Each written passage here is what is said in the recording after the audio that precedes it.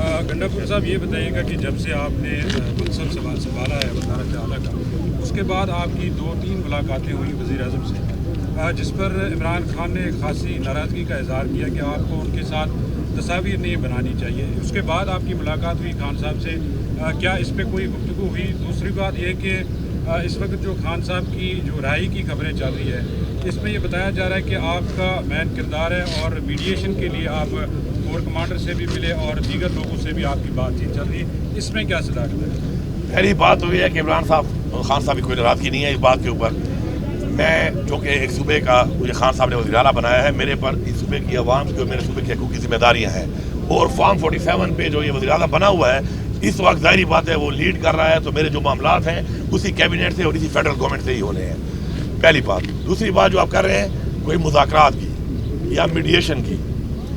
تو میں یہ کہوں گا کہ عمران خان صاحب نے خود بھی ہمیشہ کہا ایک بات، بارہا کہا کہ میں بات چیت کرنے کو تیار ہوں پاکستان کے لیے۔ انہوں نے یہ بھی کہا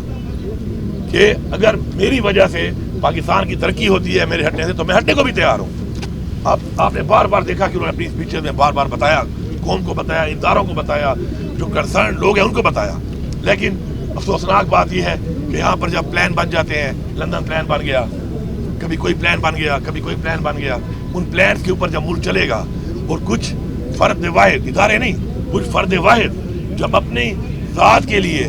اپنی ڈیل کے مطابق ملک کو چلائیں گے تو اس کا ایسا ہی انجام ہوتا ہے۔ باقی عمران خان کی جو رہائی کی بات ہے، ہم اس کے لیے پوری کوشش کر بھی رہے ہیں، ہم کریں گے بھی صحیح، ہماری ٹیمیں لگی ہوئی ہیں، سارے جیلی کیسز ہیں، ایکسپوز ہو رہا ہے یہ نظام، اور انشاءاللہ اللہ الحق کے ان کو مزید ایکسپوز کرے گا، اتنا ایکسپوز کرے گا کہ یہ منہ دکھانے کے نہیں رہیں گے۔ اس لیے میں ان سے ریکویسٹ کرتا ہوں کہ بجائے آپ منہ دکھانے کے نہیں رہیں، خیر ہے اپنی غلطی مان کر اور مزید اس ملک کی عوام کو اندھیروں میں نہ تکیں۔ پہلی بات تو یہ ہے کہ ان بیانات کا آپ کو اچھی طرح پتہ ہے کہ یہ بیانات کس بنیادوں پہ آئے ہیں،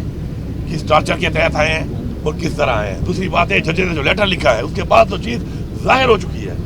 اوپن ہو چکی ہے کہ انہوں نے خود مان لیا کہ جی ہم نے دباؤ میں آ کر یہ فیصلے کیے ہیں، اور یہ فیصلے کس کے خلاف ہوئے؟ یہ تحریک انصاف کے خلاف ہوئے، یہ عمران خان کے خلاف ہوئے، یہ ہمارے ووٹر سپورٹر ہماری لیڈرشپ کے خلاف ہوئے۔ اور جہاں تک آپ بات کر رہے ہیں کہ میرا مختلف تھانوں میں نام ہے، تو میں یہ کہوں گا کہ ایک ٹائم میں 8 ڈسٹرکٹ کے اندر 9 مئی کو میں موجود ہوں، 1 گھنٹے کے اندر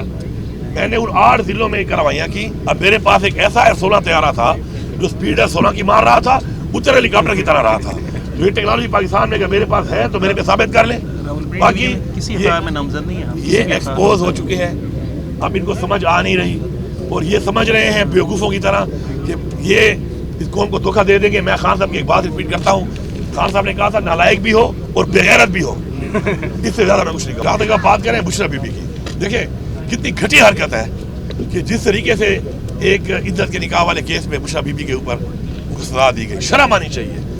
بحیثیت ایک قوم ہم کسی کے ساتھ بیٹھ کے ڈسکس بھی نہیں کر سکتے کہ ہم اتنے گھٹیا ہو چکے ہیں، ہمارا نظام اتنا گھٹیا ہو چکا ہے کہ ہم اس حد تک جا سکتے ہیں۔